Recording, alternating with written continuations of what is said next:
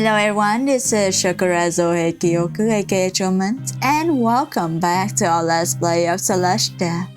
In the last playthrough, we have been able to find Val and went on a date with him. And know a bit more about our past.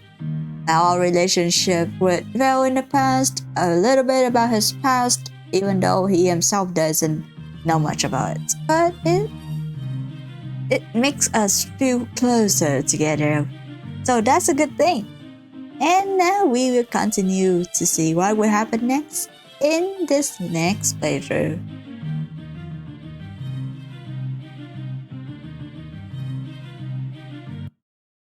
So in this situation is that Belle has to go capture someone. So maybe it's a rogue Celestials who try to abandon their duties. Or maybe it's something else, I'm not sure. But it's something he's hunting down on. So we have two options. An option is to hope that he will stay with us a little longer.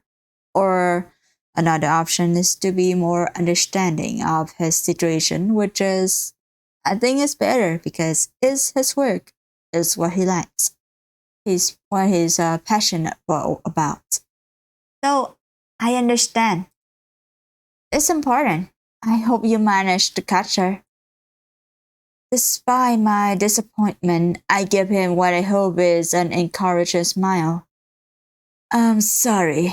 I'll make it up to you, I promise. Oh, I'm counting on that. His cheeks flush and he steps closer to me, wrapping my hand and pressing a kiss to my knuckles. You're truly remarkable. Come, I'll get you home and then head after her. I blink at him in surprise. What? Did you think I was just going to leave you here? He pulls me to my feet, then quickly picks up and folds the blanket. Turning to the other man again, he speaks confidently. Thank you for the information. I'll chase after her as soon as I'm able. You can head back home. I'll let your people know if I catch her. The younger man salutes. Thank you, sir. Valentister. I hope you have a good day, ma'am. He gives me an awkward bow and then he's up again, running back uphill at a decided slower pace. When we've packed up our things, we mount rose petals again and head back. The ride to the castle is less leisurely than when we came out, but Belle makes sure it doesn't get uncomfortable. My cheeks jostling lightly against his back. I contemplate our immature end date.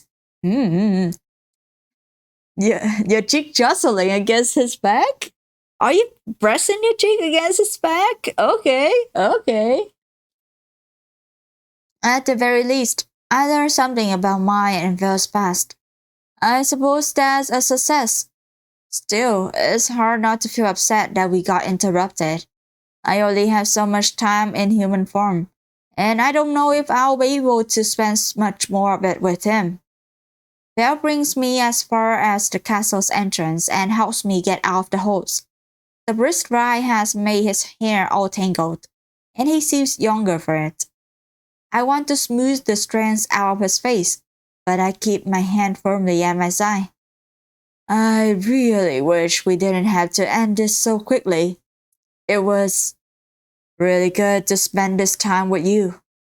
I'm sorry I was kind of a downer. Don't worry about it. I'll see you later. I owe you a rubber date, with no carousing or unwelcome interruptions. I only smile at him, unsure how feasible that is. You should probably go. You've wasted enough time bringing me back. Val leans in and presses a soft kiss to my cheek. His double tickles my skin. Ooh, oh my, a kiss. Time spent with you is never wasted. Oh boy. He takes a step back, wrapping rose petals strands around his hand again. I'll see you later, Elena. Stay safe. For you, I will. With that, he climbs back in the saddle and turns away. I look after him until he and Rosebettle are out of sight. My thoughts are a jumbled mess as I head back to my room.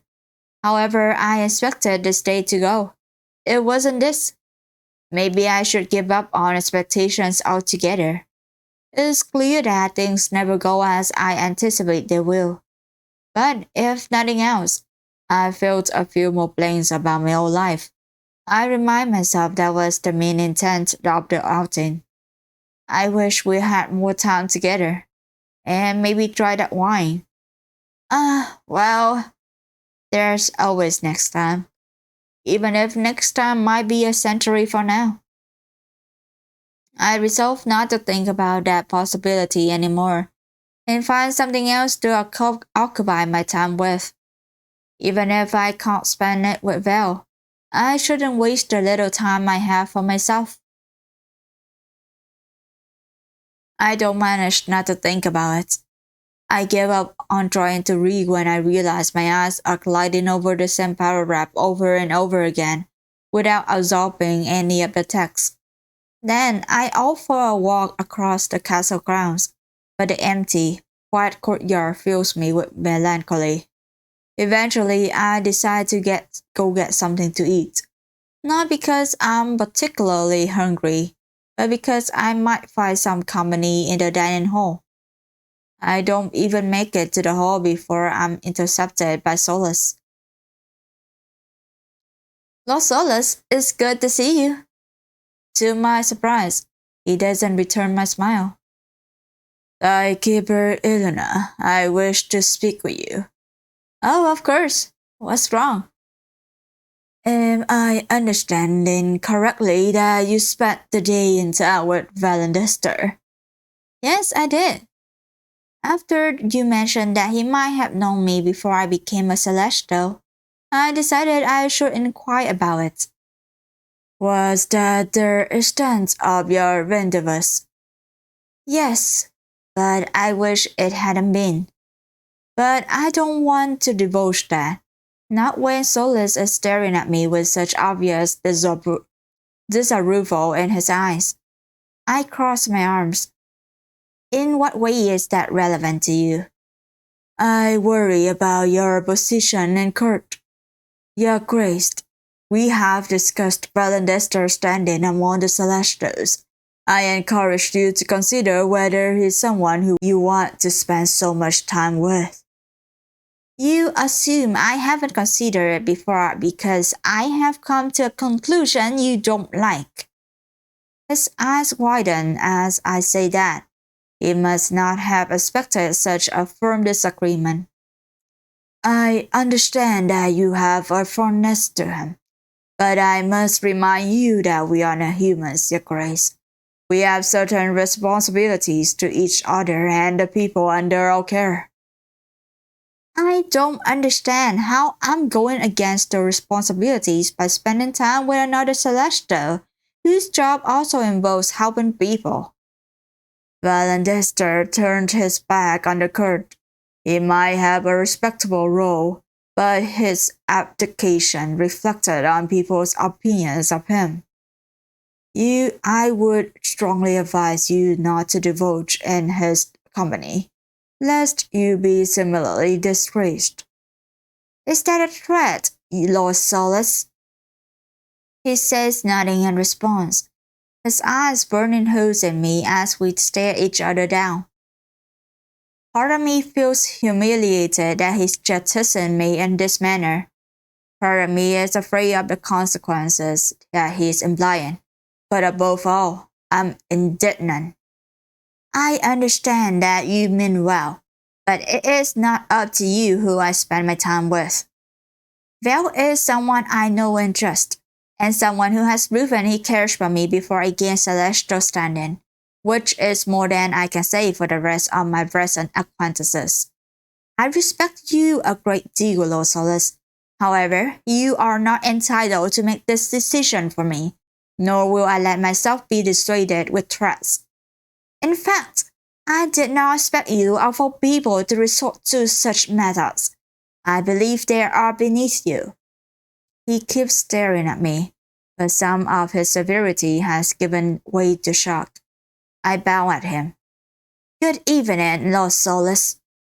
Without another word, I turn around and walk off. I've had enough company for tonight. I don't pause to think until I'm back in my room. Even there, I can't bring myself to stop pacing, from the door to the window, back and forth, back and forth. The encounter with Solis has filled me with a nervous energy that doesn't seem to run out. I can't believe I said those things to him. I suppose I've learned something new about myself. I don't have a lot of patience when I feel like I'm witnessing an injustice, or when I'm on the receiving end of it. Though I wonder if I'll have such a strong reaction if it wasn't about Val. Does that even matter? He is my closest person here, a fact that Solis is aware of. He should have been more mindful of it. On the other hand, I know he's coming from a good place. He values his duties very highly, and I understand why he feels like Val's betrayed his own. Maybe he's not even aware of Val's reasons for it, or his experiences that led to him giving up his position. I'm sure from his perspective, this distress is reasonable. But him not knowing about Val's past is not an excuse. He could have tried to talk to him before he jumped to conclusions. Though maybe he did. Val is hardly the most forthcoming person, and if he and Solis got off on the wrong foot, it's possible that he wouldn't have opened up to him. I groaned, burying my face in my hands. What a frustrating situation. I can't help but wonder if I didn't go overboard a bit. Did Solis deserve such a harsh reaction? Yet, he was decidedly out of line when he threatened me. If he trusted my judgment, he would let me choose my company without interfering. But he may be right that I'm biased toward Val. I keep going in circles in my head in this manner, incapable of sorting out my thoughts or feelings. Today has thrown my emotions in complete disarray. Eventually, I become exhausted from my pacing, even though I have not made any progress in my thoughts. I need to rest, but even after I've gotten ready for bed, sleep refuses to come for a very long time. I spend what feels like an eternity tossing and turning, but at long last, I'm too tired to continue my internal debate. The thought I fall asleep with is, Solis had a point. I was right to oppose Solis. Yes, he was out of line. He does not respect my judgment, and his assumptions about Val are rooted in prejudice and a lack of understanding of him. I'm glad I stood up to him. I wake up to a knock on the door. Larry, I blink the ceiling into focus. I feel as though I've slept for years and not at all. I have no idea what time it is. My head's hazy and throbbing. How long have I been out? The knock repeats. It's a delicate, rhythmic sound, but insistent enough to have roused me from my sleep. Groaning, I disentangle myself from the sheets. I nearly trip when I climb out of bed, but I grab my dressing gown and hurry to the door. Come in! I tie the gown spout around my waist half-heartedly and open the door. I'm greeted by Zouheikyoku, whose bottomless black eyes are staring at me with concern. With his carefully styled hair and clothing without a single wrinkle in sight, he must make a sharp contrast to my disheveled, bad-headed self. I resist the urge to smooth my hair with my fingers. Lord Zouheikyoku, good morning. Greetings, Lady Yelena. I came to check in on you, as you have been absent all morning. Are you? I bite my lip, flushing with embarrassment. Thank you for your concern, Your Highness, but I'm quite well. I had a hard time falling asleep last night, and I must have overslept. Was I needed for something? Not as far as I'm aware. I heard of your altercation with Solus last night, and I wonder if you needed someone to talk to about it. I don't intend to lecture you, if that helps. After a brief pause in which the rest of my sleepiness dissipates, I nod. Thank you. That's very kind of you. Would you give me a moment to get dressed? By all means, take your time and meet me in the lounge when you're ready. I will. See you in a bit. He bounced at me and begins walking down the hallway in the direction of the library. I closed the door and set about making myself more presentable. Sometime later, with my hair brushed and actual clothes replacing my sleepwear, I make my way to the lounge. Sure enough, Zouheikyoku is sitting on one of the armchairs, absorbed in the recitable book in his lap. He looks up when I approach. Hello again, Lady Elena. You look very well. It's not my sleeping gown, if nothing else. My attempt at a joke elicits a small smile. I apologize that you needed to wake me up, Your Highness. Please, it's quite alright. I only hope I didn't disturb your rest. I sit on the armchair across the table from him. No, I needed to wake up at some point. That you did. This palace would be quite dreary without you. You're flattering me.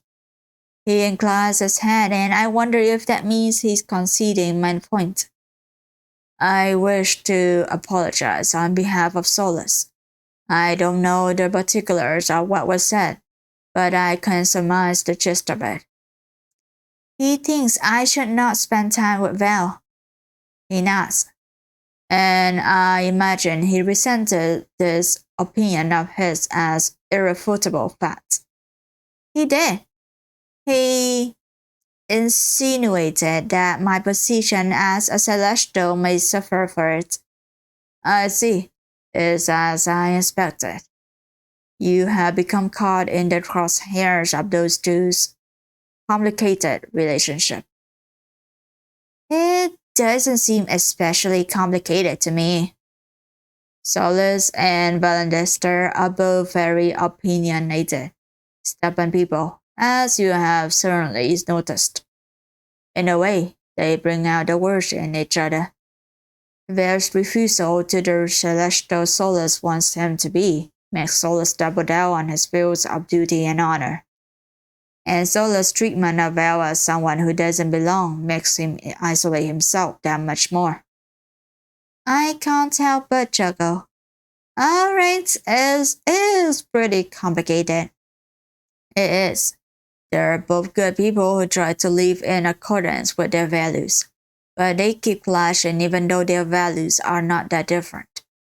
I don't tell Solus I said this, but I think the biggest problem with each other is that they're very similar. Brown, convinced in what they believe in, Front and change themselves and their beliefs when challenged. Emotionally guarded, that as well. Solus is used to be unquestionably listened to, and I imagine he was taken aback when you did not heed his warning. People don't argue with him very often, do they? Not at all.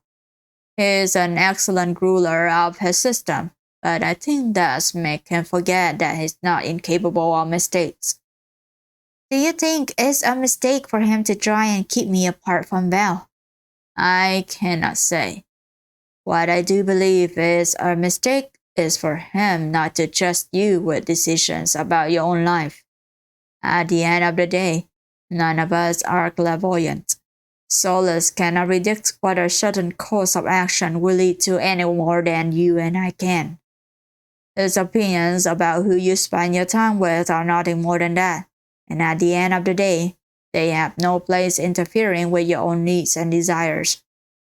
Some of what he says mirrors my own thoughts, but it makes a world of difference to hear them expressed by someone else, especially in Zouheikyoku's calm, soft voice. It doesn't sound like he's just trying to comfort me. He seems convinced of what he's saying. It makes the tangle of anxiety in my chest lose some of its thorns. Do you think it would be selfish for me to pursue this despite what Solace thinks? I think some decisions need to be made with some selfishness. I'm sorry, but oh my. Rizzo has such nice expression. I'm in love. Rizzo. Or maybe he's just my type. Whoopsie. Excuse me. The choice of who to commit yourself to is perhaps chief among them. After all, it would be you spending your time with him, not Solace. He smirks a little at that, and I can't help but laugh. That's true. I suppose I just worry about disappointing people, especially since I'm still so new. Second sighs and reaches over to squeeze my shoulder for a moment. His fingers are cold. You can't ever ensure you're not going to disappoint people, because it is they who decide what they expect from you. If someone chooses to expect something you can't or don't want to fulfill, that's their mistake, not yours. That makes sense, but I know it will take me a while to believe that.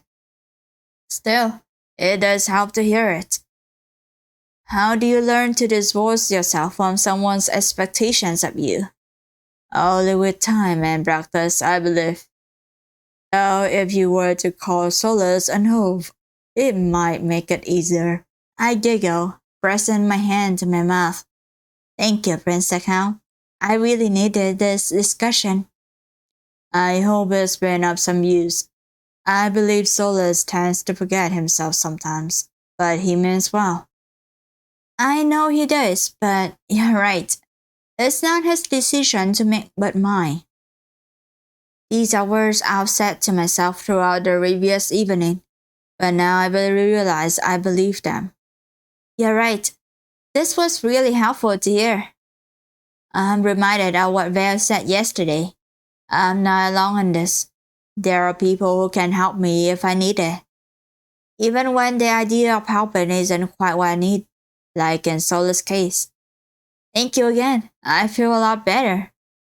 I'm very glad to hear that, Timekeeper Ilona. I fully believe that you're capable of deciding what's best for you. I'm not entirely sure of that myself, but I appreciate your faith in me. Things will be alright in the end for you. Yeah, I hope they will. I stand up, giving him a little bow.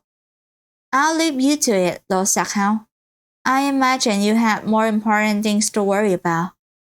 Not at all, but I began reading a riveting account. A riveting account of contemporary poets of this world. He's already reaching for the book on the table. I see. I hope you enjoy your reading then. I will, thank you. Have a good day, Lady Ilona.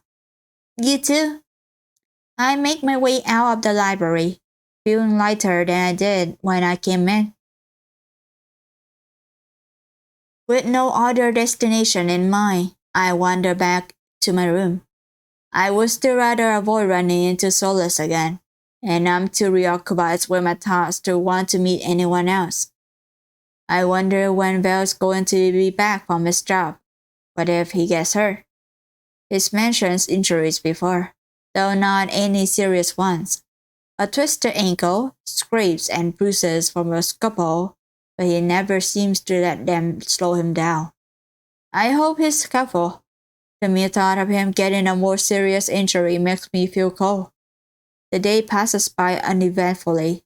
Between yesterday's events and anticipating Val's return, I don't notice the hours fly by. At some point in the evening, the bedroom begins to feel stifling. I grab a cloak and head out for some fresh air. I'm walking down the stairs into the main hall when I see someone else at the foot of them, going up. I stop, my hand resting on the railing. Val? Ilona.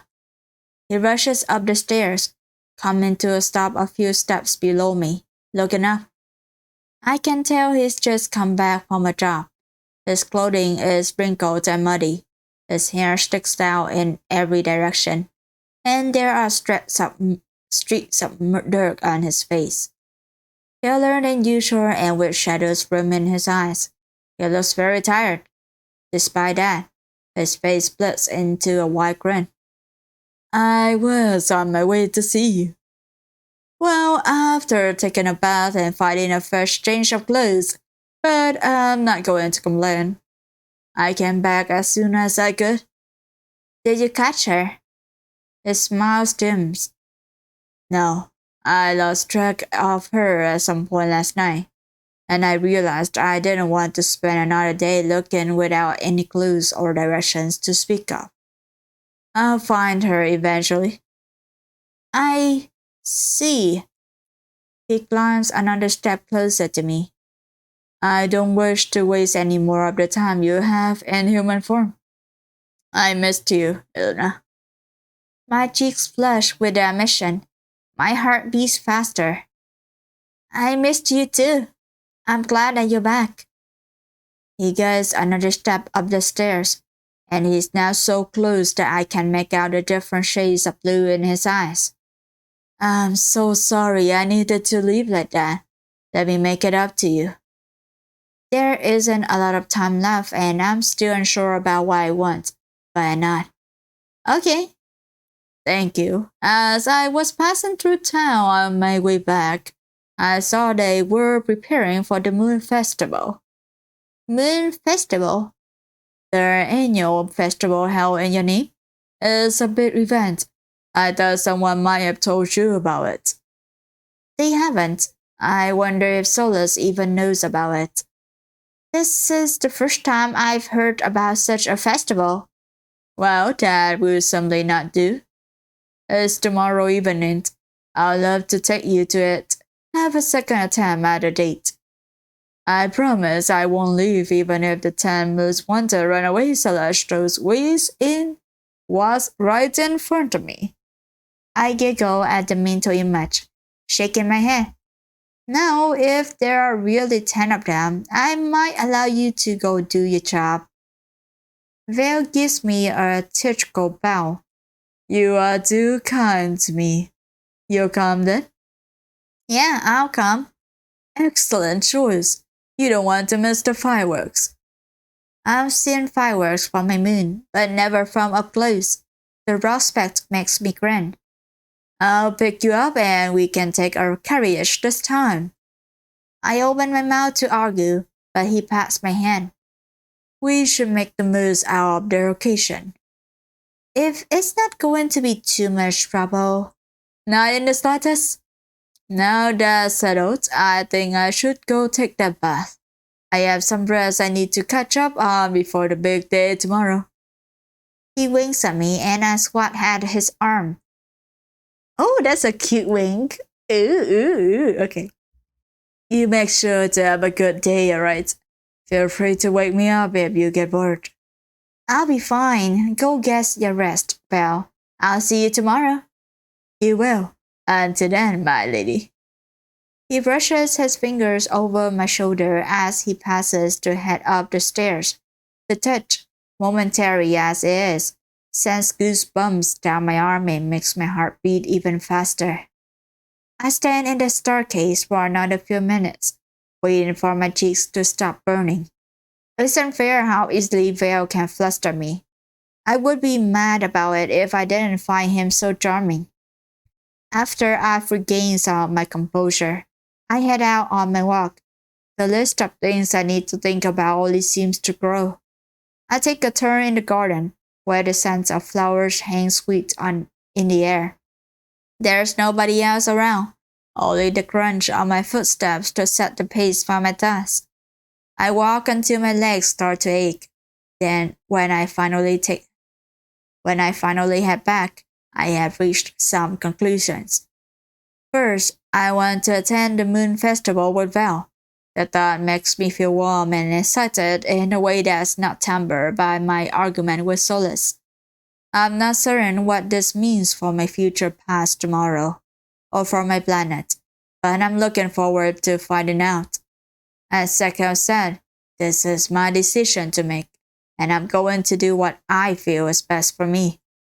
Second of all, I have a choice.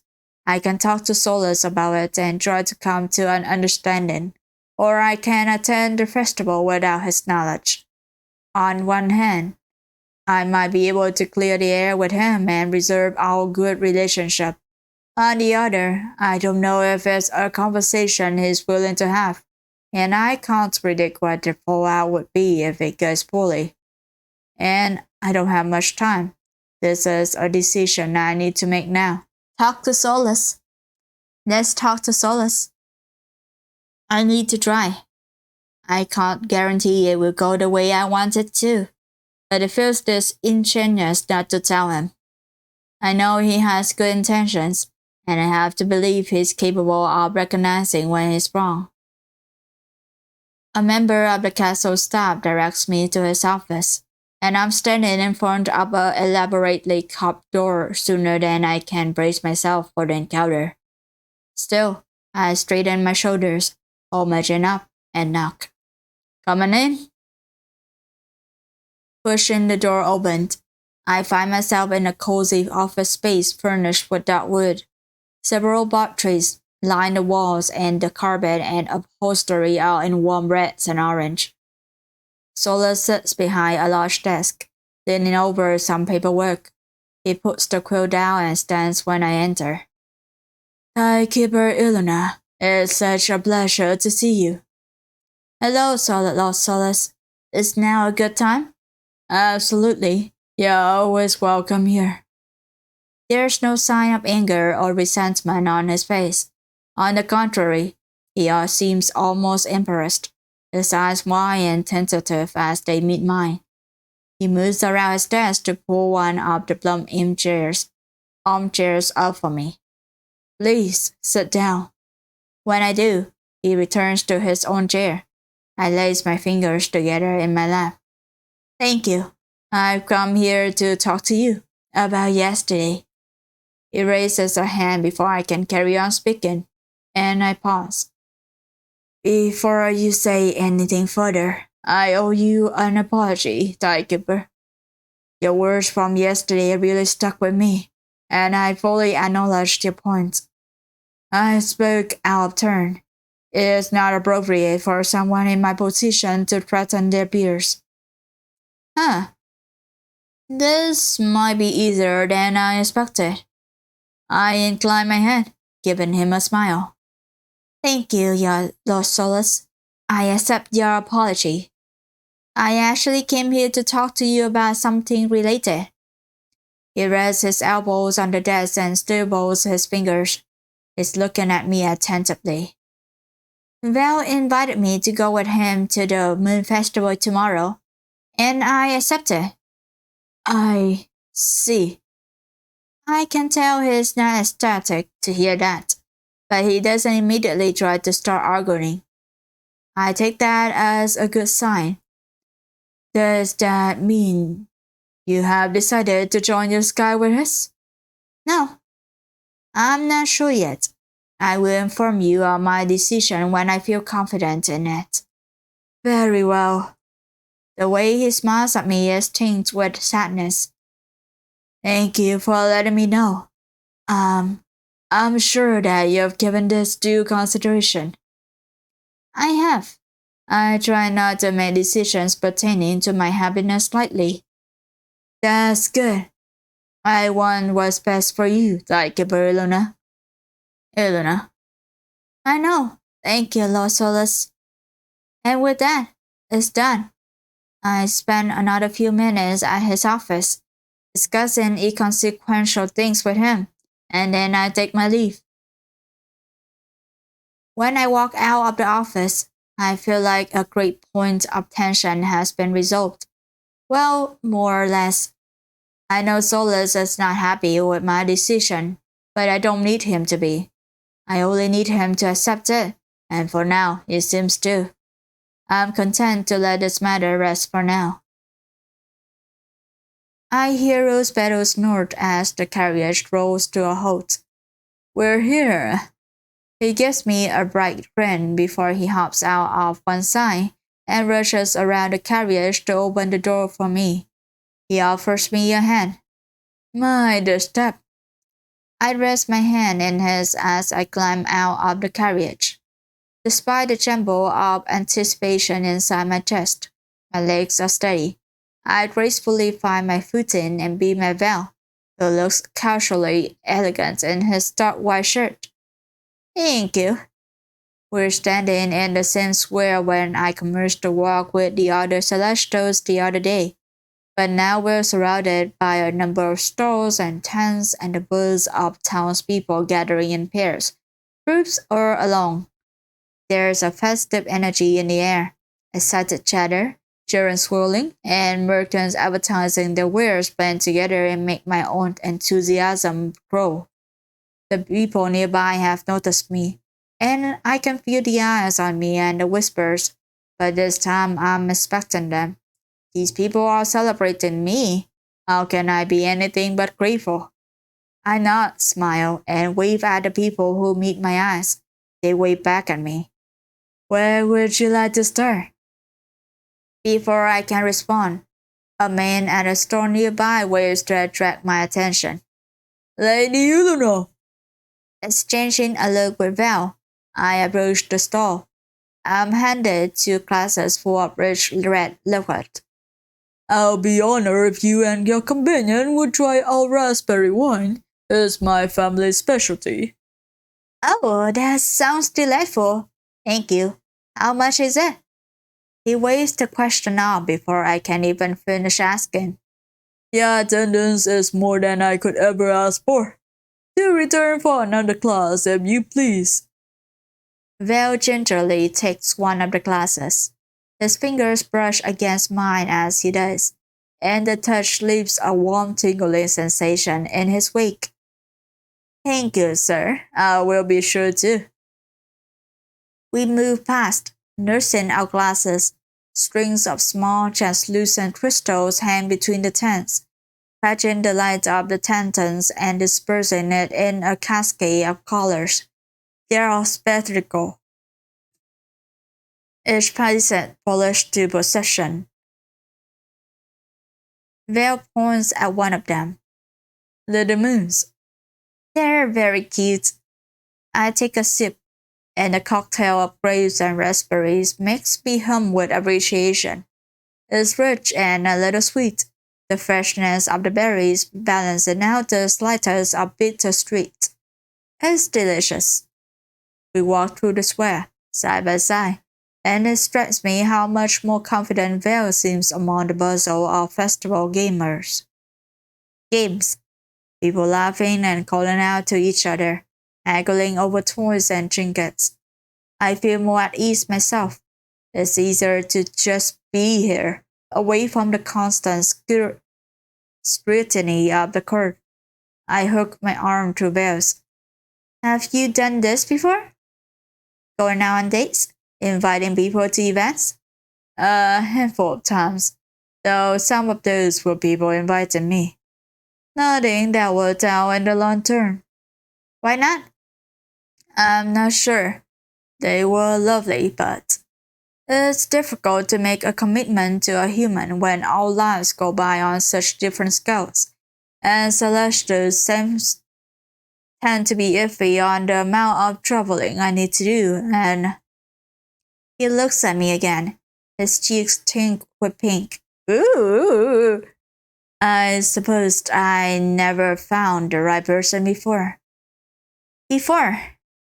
Now I'm blushing too, and I turn to look at one of the stalls. It sells jewelry made of multicolored beads. I don't remember if I ever had someone when I was a human. Did I have a crush on Val then too? I can envision it very clearly. The cool celestial who would visit every now and then. One of the few diversions from the mundanity of my life. If so, not much has changed in that regard. What I do remember though, after I became a celestial, has been very lonely. Your visits have been the high points of the past century for me. I'm not saying they were dates, since as far as I can tell, I hadn't been on one of those until the other day, so I drove off. Part of me is embarrassed. I'm so inexperienced in this, but I've hardly had an opportunity to gain experience. Plus, I feel like meeting someone I like enough to consider it with is difficult to begin with. But I feel that way with Val. I realize he's staring at me, a concerned knot between his brows. When we went to the date, I mean, when we went to the lake, I should have done better for your first date. I really botched that one, didn't I? I would say there was some room for improvement. He takes a step closer. And would you say this one is going better? I pretend to consider patting my lashes at him. Yes, I believe you're on the right track.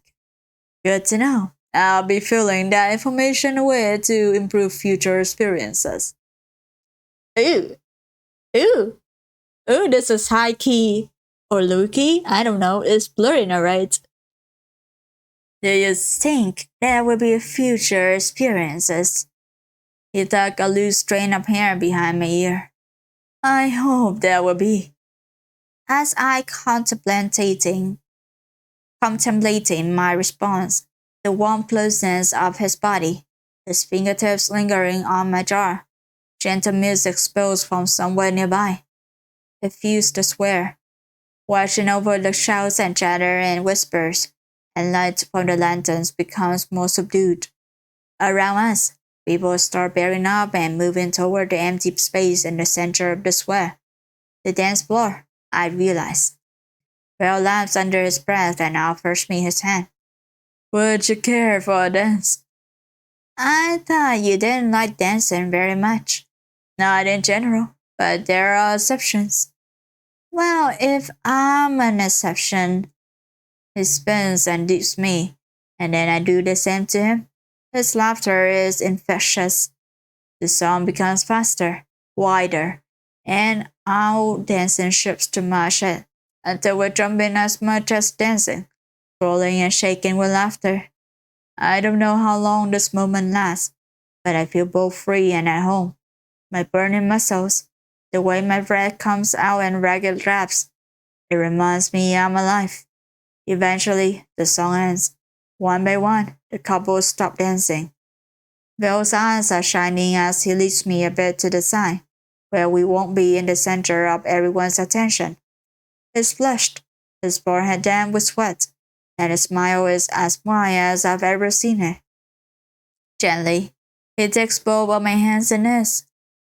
Iluna. He draws a long, staying breath, my heart spluttering between my ribs. You've been someone I respect and care for a lot for a very long time now. But these past few days have shown me how much I cherish you. I'm not one for effusive speeches, but being around you and getting to see you come into yourself again has been a pleasure and an honor. I know you're always so critical of yourself, but I wish you could see that you're such a light in others' lives. He takes a step closer to me, squeezing my hands more firmly. You deserve the word, Luna. That sounds so romantic. Oh my. I hope you'll let me give you as much of it as I can. Nothing would make me happier than sharing my sky with you. It would make the constant traveling that much better to have you to come home to. The look he gives me through his lashes almost makes my knees go weak. Would you be the fixed point of my galaxy, the center of my orbit? Well, there's a lump in my throat, and I choke up, trying to blink the stinging sensation from my eyes. Yes, I really want to be with you. You've been by my side for as long as I can remember, and even longer. And you've always made me feel like I'm good enough and like things are going to work out. He laughs in disbelief, cupping my cheek. Honey, that you also makes me feel that way. Are you sure that you want this? That you want me? It's not going to be so easy with me, and the other Celestials could offer you more. We lean closer as we talk, nearly close enough for our noses to touch. I close the remaining distance and give him a gentle kiss. His lips are warm and soft, the stubble tickling my face as he returns the kiss, pressing into it. Ooh, they actually kissed now. Woo-hoo-hoo. My arms slip around his neck, as though they've always belonged there.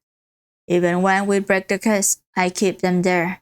The taste of raspberry wine lingers on my lips. I do want you. He rubs my cheekbone with his thumb, gazing at me in a way that almost makes me want to look away. Almost. My heart is so full of love that I'm not really sure what to do with it. Okay. He kisses the tip of my nose. Then I'll be yours. Oh, this is so romantic. Oh. Too overwhelmed to find the words to reply, I kiss him again. Later, my heart still thrumming in my ears, I let Val lead me to one of the buildings overlooking the square. It has a staircase through the sign leading up to the roof. We stumble up the stairs, hand in hand, one sloshing in our glasses. Val spreads his cape out on the roof and we sit together. His arm drapes around my shoulders, and I lean my head against him, as though this isn't the first time we share such intimacy. The view is beautiful, the festival lights and dancing people under the endless starry sky. 2 words with us between them. I'm afraid to return to my sky. Val turns to press his face in my hair. Yeah? I've just started to appreciate life like this.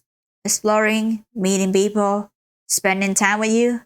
I worry about going back to being alone. I understand. There's a lot of darkness and silence up there. Yeah. It's not unbearable or even unpleasant most of the time.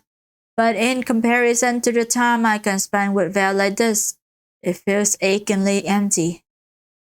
I wish I could travel with you. The darkness and silence would be much more interesting with company. Well, you could always give up your celestial throne and become a shooting star like me. He says it jokingly, but when I don't reply, he pulls back to look at my face. You're not actually considering it, are you? I don't know. I'm not ruling it out, at least. He squeezes my shoulder. That's alright. It's an option that's always there. But you can't really take it back if you commit. So, something to think about. Either way, I don't intend to leave you alone and bored. You don't? Of course not. I'll come visit you so often that you'll get tired of me.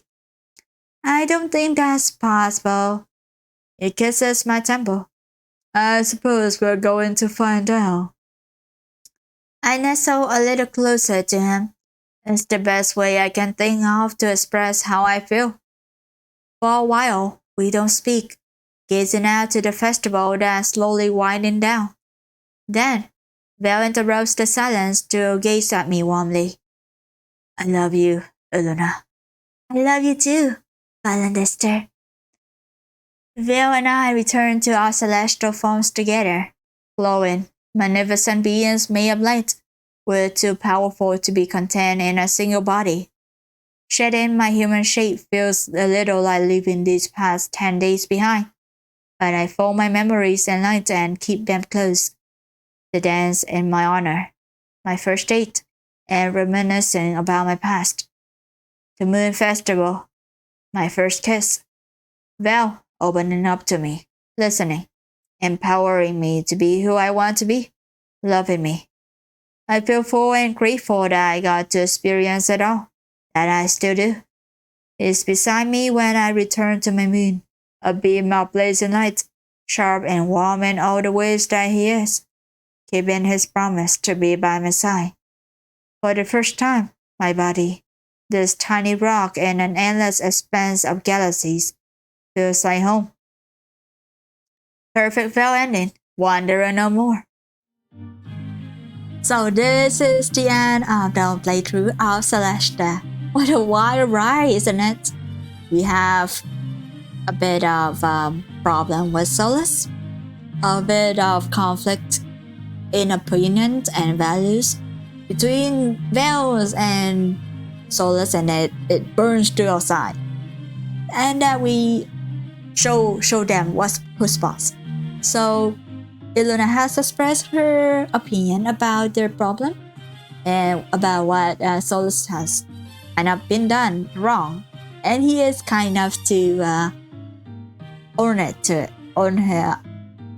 accept his mistakes. So that's really nice. And the highlight of this playthrough is the cuteness of the proposal and the confession of Bells. Super cute, super romantic, and as a person who is a bit more passive, I would love to have someone confess or propose to me instead of doing it myself. Though I won't mind doing it also. Whichever is fine, I can switch it up. That sounds wrong. But that was a cute confession. And we got the perfect ending, which is really nice, really cute. Though maybe a bit lacking in RCG. I'm not sure what happened. Since during Solus Route, it was in the perfect ending. So was this different for this? Did the CG appear in the bad ending? I sure hope not. And I'm going to cover only one ending for this playthrough, for this route. Since I like happy stuffs. The first routes with the multiple endings that I have accidentally got burns me. So for any completionists, I am welcome for you to try to get the other endings and maybe tell me in the comments how it went. I would love to listen to any spoilers about it.